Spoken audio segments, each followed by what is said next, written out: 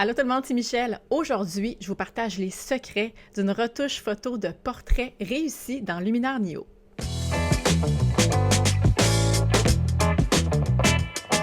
Là, je me sens comme en énergie aujourd'hui. J'ai comme un surplus d'énergie. Je sais pas trop pourquoi. J'ai peut-être bu trop de café. En tout cas, c'est plutôt rare que j'ai l'occasion de prendre des portraits plus officiels. Les seuls que je prends, c'est les miens pour faire mes covers de vidéos YouTube. Je me suis dit, ben pourquoi pas traiter un de mes propres portraits. Puis en plus, je me ferais pas courir après pour des droits d'utilisation. Et là, avant de sauter dans le vif du sujet, je vais vous dire maintenant, parce que quand je le dis à la fin de la vidéo, il n'y a plus personne pour l'écouter.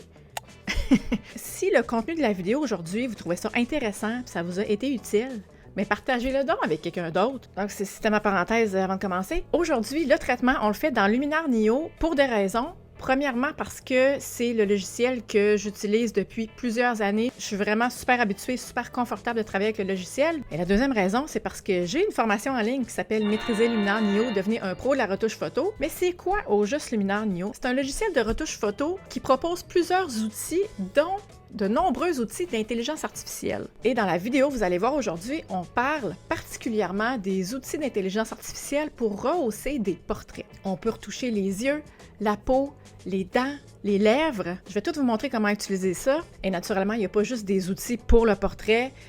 Je vais vous montrer aussi comment styliser votre photo, comment la coloriser. Alors, on commence tout de suite. Étape numéro 1, on va aller perfectionner le grain de peau. Pour faire le traitement d'une photo, on va dans le panneau juste en haut à droite ici qui s'appelle Édition. Et là, vous avez tous les outils. Ici, à votre droite, vous descendez. Ceux dans lesquels on va se concentrer, c'est dans la section ici qui s'appelle Portrait, parce que la vidéo, c'est sur traiter un portrait. Le premier portrait avec Bokeh AI, ce que cet outil-là permet, c'est de rajouter du flou dans l'avant-plan ou dans l'arrière-plan. Aujourd'hui, vous voyez mon fond, en fait, c'est exactement ce fond-là. J'ai pris la photo dans la même situation. Dans ma photo, il est assez flou, j'avais une grande ouverture, je ne veux pas travailler avec cet outil-là, mais je voulais juste le mentionner pour que vous sachiez qu'il existe. Et là, c'est là que le fun commence. On va aller dans Pau AI pour commencer. Et ce que ça fait, si vous êtes habitué de travailler sur la retouche photo dans Photoshop et vous utilisez la technique de Frequency Separation, qui est comme une technique pour garder la texture du dessus de la peau. Ça enlève les imperfections, mais ça conserve le grain de la peau pour pas qu'on se ramasse avec une peau qui est juste toute floue, parce que là, ça paraît un petit peu que c'est retouché. Ça va faire un effet semblable. Là, je vais faire un zoom dans la photo pour vous montrer, même peut-être un peu plus que ça. Oh non, les chats ont accroché à la caméra.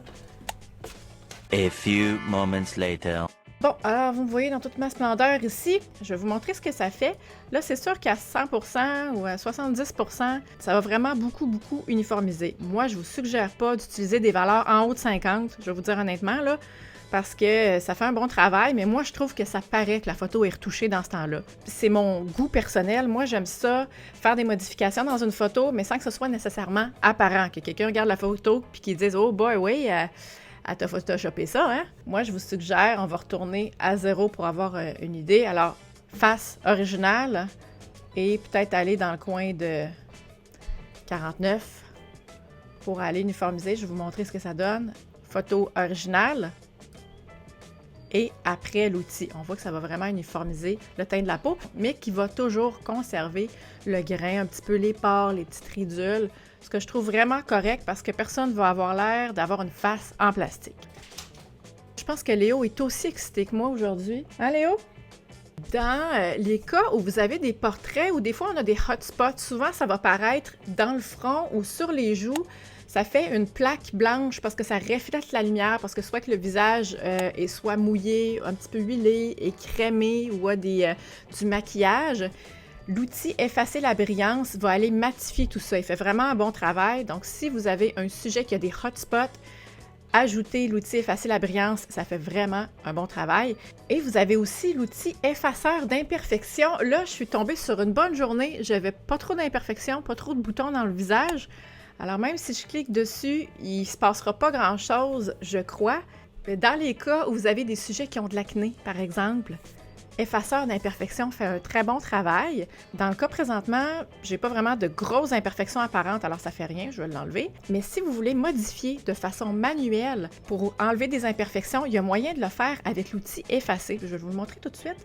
Regardez, on remonte en haut, l'outil Effacer. parce que j'ai quand même, dans cette photo-là, puis c'est sûr que c'est mon portrait, alors je suis encore plus piquée que si c'était celui de quelqu'un d'autre, mais ici, vous voyez, j'avais un petit restant de bouton qui était en train de guérir, alors c'est plus rouge. Je vais modifier la taille de mon efface. Je vais aller sélectionner mon bouton là. Et j'avais aussi un espèce de petit bouton comme dans le sourcil ici qui était juste là. Alors, je vais aller sélectionner ça aussi.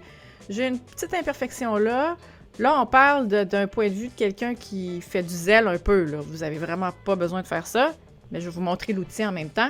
Alors, une fois que vous avez sélectionné les ombres d'imperfection que vous voulez faire, vous cliquez sur « Effacer ».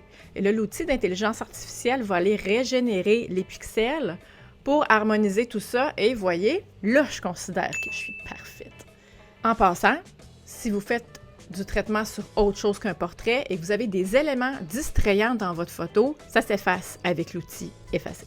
On va retourner dans nos outils d'intelligence artificielle de portrait et on va aller dans « Visage AI ». Et ça, là, c'est quand j'ai commencé, en fait, quand Luminar a commencé à rendre ces outils-là disponibles, ça a complètement changé ma manière de traiter les photos parce que, personnellement, moi, je fais de la photo de sport en action. Essentiellement, je fais du portrait, mais c'est du portrait qui n'est pas posé. Et souvent, dans les photos, il y a plusieurs personnes qui sont présentes. Et les outils, Visage AI et Peau AI qu'on vient d'utiliser, c'est des outils qui vont s'appliquer sur tous les visages visibles dans votre photo. Et ça, c'est vraiment intéressant. Alors que vous ayez une personne ou que vous ayez 10 personnes dans votre photo, les outils vont aller rehausser les visages de toutes ces personnes-là. Imaginez le temps que ça sauve. C'est incroyable. Alors, visage lumière, c'est comme si on rajoutait son propre réflecteur, son propre flash dans la photo, chose que je fais jamais personnellement dans mes shootings parce que je n'utilise jamais d'accessoires, jamais de flash. C'est super pratique dans les cas où les visages sont un petit peu plus sombres. Je vais vous montrer ce que ça fait. Là, je vais retourner à ma grosseur normale. Je vais exagérer encore une fois pour que vous puissiez voir ce que ça fait. L'outil d'intelligence artificielle va reconnaître exactement à quel endroit est le visage et va aller retrouver de l'exposition spécifiquement dans cette zone-là. Et vous voyez comment c'est intéressant? Là, je trouve que c'est peut-être un petit peu trop généreux parce que j'étais pas si tant sous-exposée que ça. Je vais retourner à ma photo originale et je vais rajouter peut-être comme une valeur de 20.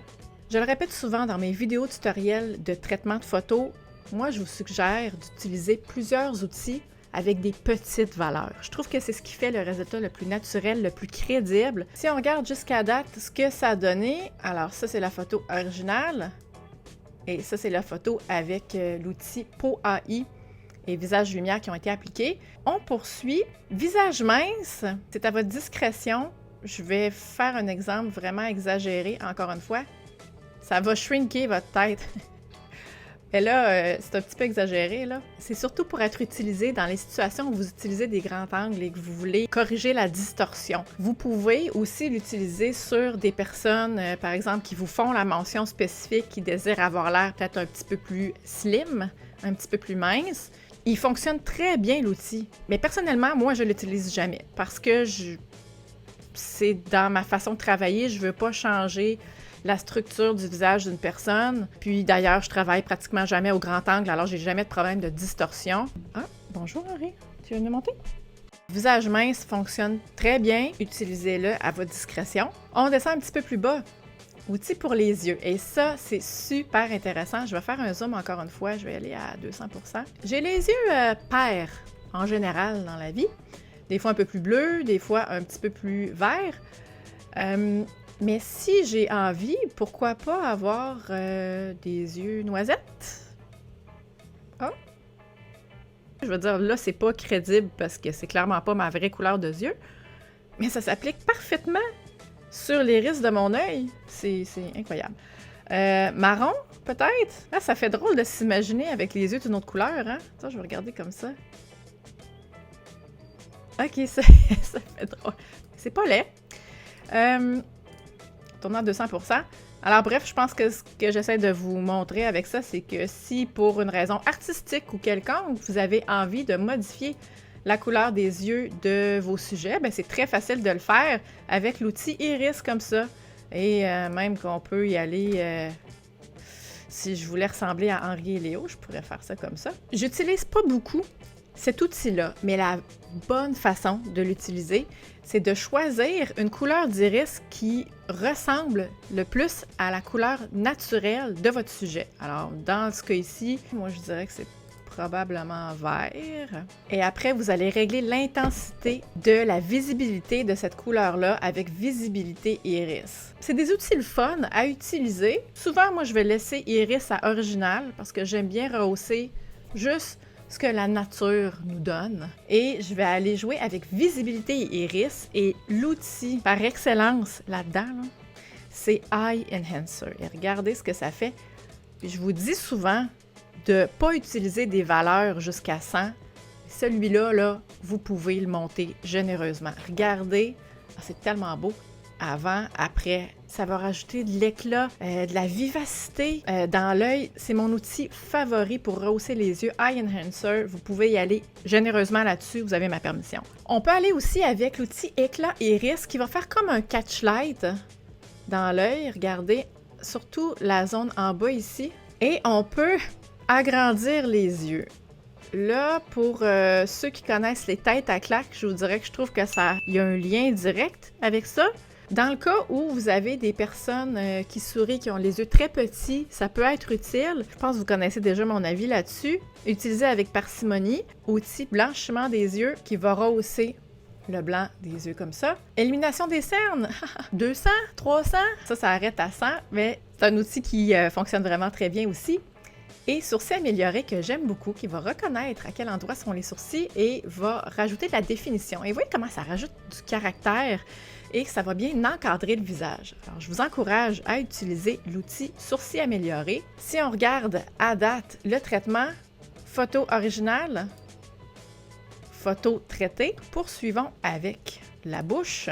On peut jouer avec la saturation des lèvres qu'on va rehausser. Ah, il semblerait que j'ai les lèvres orange, naturellement. On peut rajouter du rouge à lèvres, si on veut avoir l'air un petit peu plus arrangé. Et on peut aussi faire un assombrissement des lèvres.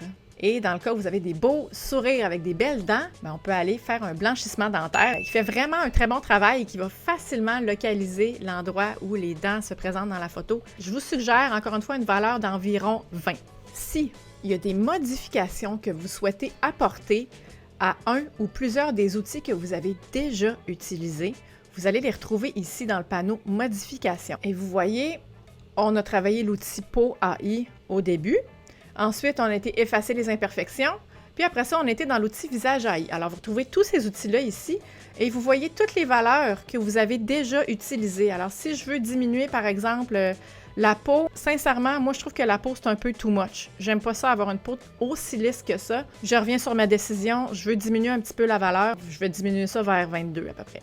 Vous pouvez aussi rajouter deux outils, un par-dessus l'autre. Ce que je veux dire, c'est que si j'ai déjà utilisé l'outil Visage AI pour les yeux, j'ai utilisé les valeurs maximales parce que je voulais vraiment rehausser les yeux. Puis c'est pas encore assez à mon goût, mais je peux retourner dans les outils.